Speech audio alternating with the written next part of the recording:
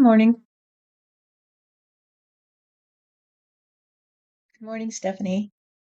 Today we're going to take a break from the cakewalk because the cakewalk is in play. We don't need to stay on the treadmill because the treadmill will spill its guts, and the people on the treadmill who fell off the tread will still dread the coming days. So let's talk a little about the coming days and how it's going to come out of the haze that is enveloping the Earth. So, first of all, the trajectory is established for the duration of this tragic but perfectly calibrated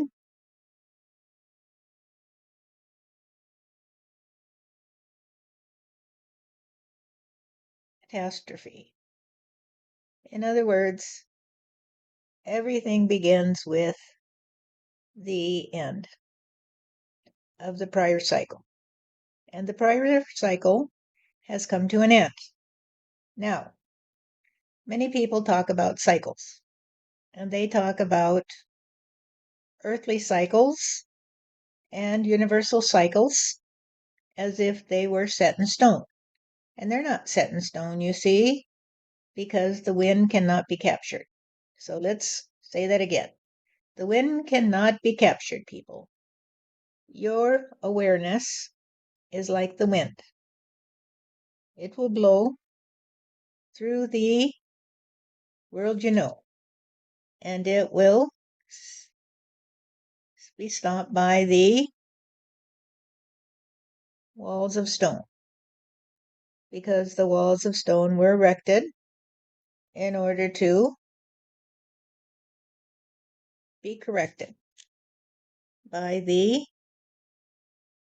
waters that flow, because water eats away stone, right? That is correct, God. And so the living water will always eat away the story that is written in stone. So be a little bit more flexible, people, in your thinking, and don't think that you can create a stone wall to the living waters and the breath of fresh air that will come to you when the hole in the wall does appear. Because when the water rushes through the walls that you have erected against it, you will see a little bit of blue sky above you, and you will say, "Who blew the roof away? Who blew the roof away?" Because I blew the roof away. I blew the roof away so you could say, "Hey, I see heaven above. I see heaven above me, and I see the earth below my feet, and therefore I should not retreat below, and I should not seek solace above, because heaven and earth are the two sides of the story that contain the meat, you see. In other words, you might think of this like a story that is contained between the two covers of the book. And it will have a beginning and it will have an end. And then there will be another book waiting for you on the shelf, and you'll take it down and you'll begin to read again. And you'll say, "Oh, this is the best book ever because I didn't leave that story after all." Because this book has a hook, and it is hooked to the last book because it's just another chapter in the story of life, you see. And life is life. And if you like life, then you like me, because I'm the one who writes the stories, you see. But I don't write them by myself. I write the story of the glory of God. And you write the story of the love of God. And I will always be the one who appreciates my audience, you see. So that if you love me, I love you. And if you do what I ask you to, which is to help me to know what kind of story you like, then I'll try to help you get the story of the world that you would like to see. And if you'd like to see a world that is not targeted by all that destructive energy, then I'll help you get there. But we might have to blow the old world away in order to create the new one, you see. So if the old world stinks because of the drinks that people take from the mildewed stone bowl in which they contain their trust on thirst for knowledge, then they will have to accept the fact that the stone bowl is not the living trust on the blue sky above and the living waters that flow around the earth that you know. Think about that. Think about all the waters that flow around the world that you know. Think about the sky that envelopes the earth. Think about how it must be for God to wonder how you can be so sad when He has created this beautiful world for you. Now let's do something very important today for the ones who say, hey, you need to go away and stay away from me because you reek of a ghostly hue, because I'm just a ghost to you, because I have no reality. They are the ghosts of Christmas past. They are the ghosts who say, God gave me this world so I could play under the tree with my train, you see. And that was my best present ever. And I'll never get a present as nice as the one God gave to me when He gave me the present under the tree. However, my present is preserved for eternity in a glass cage, you see, and I can't play with it. I can't play with it because they told me that the present is over. The present is gone. And now we have to live in the past, you see, because the past is past and it will be forever lost to me because I have to die, you see. I have to die to go to heaven and lay there in state forever in a glass cage where God will put me and say, hey, thank you for coming my way. And now I want you to stay there and don't move because that's the way we do it in heaven. You have to lie there in that glass cage in a coma because what else are you going to do in a glass cage? And so that's your view of heaven, you see. And if you don't trust on heaven, maybe you trust on going away. Poof. That you never existed today, and you are the ghost of Christmas past. because you're past your due date, because your due date came the day that you were born, you see, and now you have to accept your fate, that you're only born to die, and that was the cast of the die, and now you gotta say bye-bye, because your due date is here, and I rue the date. You told me that it was all a joke, you see, that life was a joke, and I was a joke, because you're just a bloke who did smoke the toxic fumes. You blew all over your world, you see, because you knew it was going to disappear with you. When you disappeared, the world would disappear too, because you thought that the world existed inside of you. And since you never existed, because once you die, everything disappears. And if everything disappears, then it's the same as saying it never existed. Then you have not persisted. You're just a memory that will fade away. Because when you draw your last breath, everything you ever knew will go with you. And so you say, well, I don't want to play either way, God. Which way should I play? And I say that we have been talking to you to explain to you that you are the one who decides.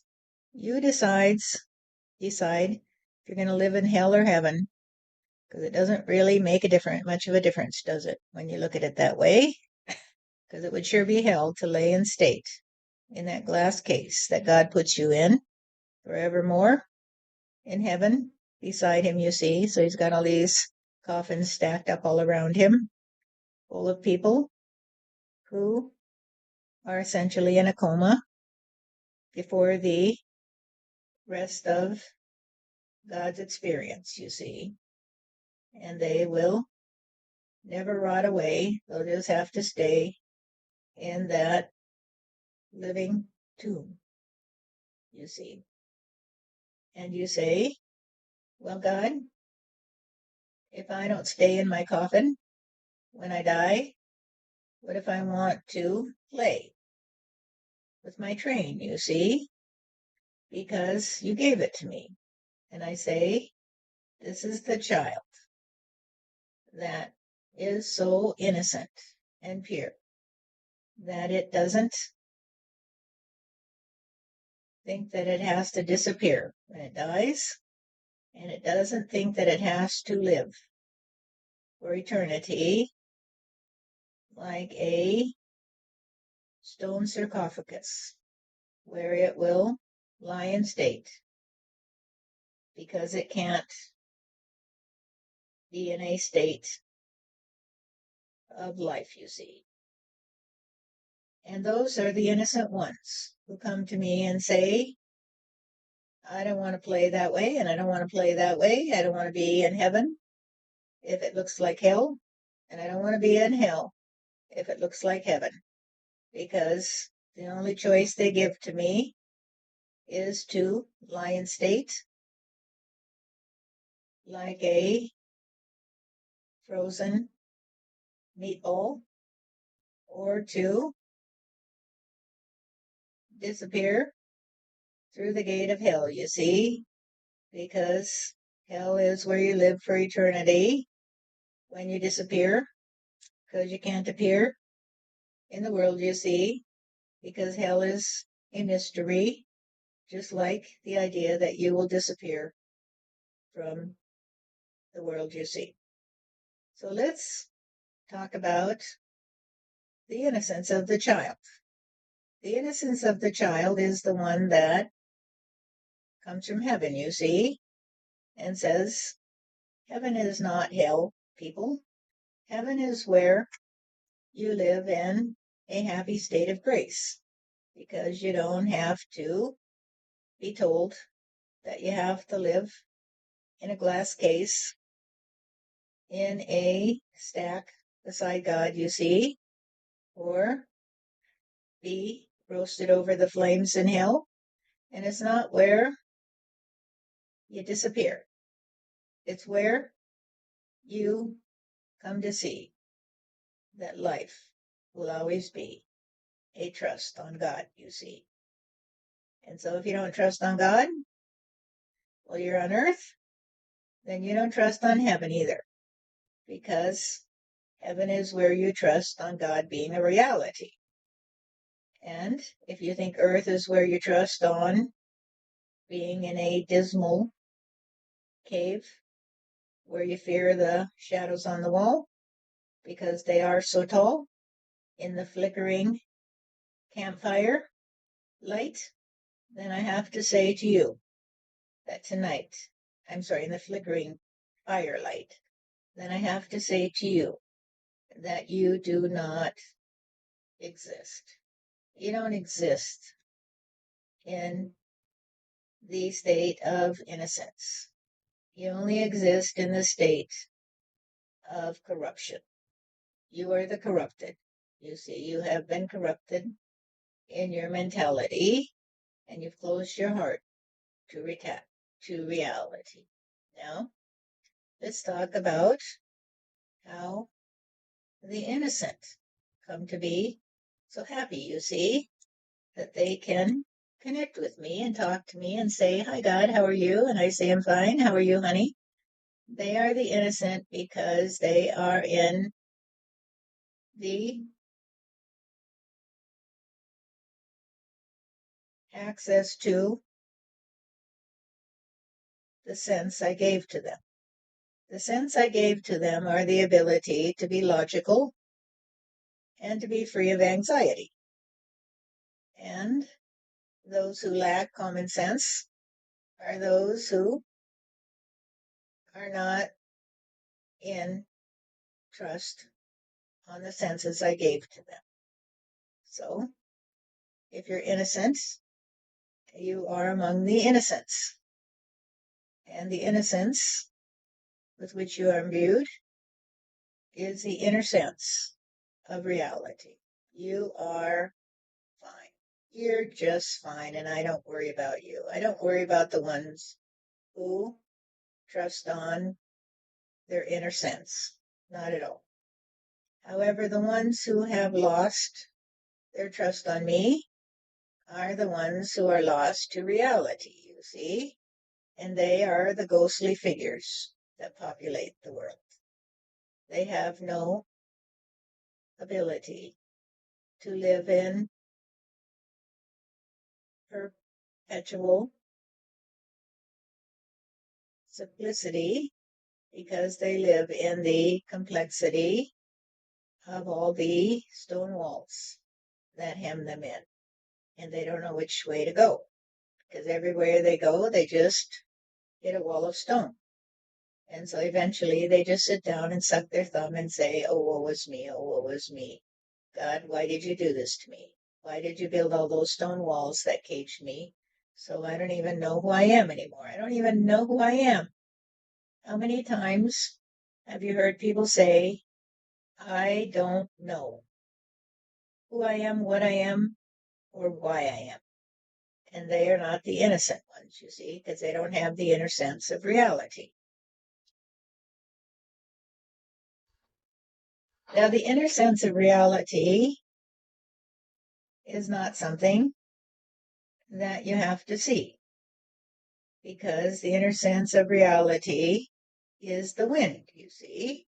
It blows when it blows, and it calms when it calms, and it says, "I think I'll take a rest today, and tomorrow I'll blow a different way and see what happens." And of course, you know the wind by its effects, because the wind rustles the leaves and blows your hat down the street, distributes your papers all over the neighborhood. And this is the way you know that I exist. You know I exist by my effects, you see, and you know you exist by your effects. You can look around you and see the reality that is the effect of your inner sense, you see. And so your innocence is your connection to me, because we're the same, you see. we both are innocent in our trust on reality. However, if you're corrupted, you will lose track of how to understand your reality. You'll just lose track of it, and you'll run up against those stone walls and say, who put this stone wall in my way? Who put this stone wall in my way? And that's the way it will be. You see? Okay, God, thank you for that. I have to ask you a question because Tobias used to always say to me when I was talking to Steve, and Steve would try to do something like he'd say, I'm sending a cab for you, prepaid cab fare's already paid. And I just couldn't understand it. And they would say, wall of stone, wall of stone. Steph's just a wall of stone. What was he trying to tell me? I still don't get it. A man on earth is one who can unearth a trust on being free of anxiety when he just says, hey, I don't care what you say, I'll do it my way. And so when they were saying that you were a wall of stone, what they were saying was that you didn't want to play their way. You would block them, you see, and you would block their reality. And so when Steve wanted you to come to him and play with him in the way that he likes to play, or at least like to play in the heavenly way, and you would say, I'm not interested, Steve. I don't want to go there. I'm happy here. He would say, well, she doesn't love me. She doesn't love me at all, because if she loved me, she would come and be with me. And Tobias would say, wall of stone, Steve, wall of stone. Because he was trying to tell you that the stone wall that separated you was the wall that you drew all around you when you said, I don't want to play that way. I don't want to play your way because it doesn't interest me. It doesn't interest me to go with you to heaven, you see, and have a fake reality because I've already got all I need where I am. I'm happy where I am. So why do I want to have to live in the heavenly realm where you live in a reality that has no borders, you see? Because in heaven, there's no challenges, there's nothing that appears to you in the way it does on earth. Because on earth, you have borders, you see. I'm not talking about the borders between countries. I'm talking about the borders between people, you see. So when you want to do something in heaven, you just do it. And someone will come to you if you want them to, and they will do it with you. However, the merger of your energy will cause a synergy that eventually will descend into cacophony because the two of you, when you get together in heaven, you see, have to be trusting on a reality that is so expansive that it will allow you to do whatever you want to do. And so, after a while, people in heaven begin to say, I can't do it this way. I can't do it this way. I have to do it my own way. I can't do it the way everybody wants me to because it pulls me apart, you see. And eventually, everybody in heaven would merge into one big lump of clay if they would play in the way that would allow them to merge their energy. And so they have to say, I can't do this anymore.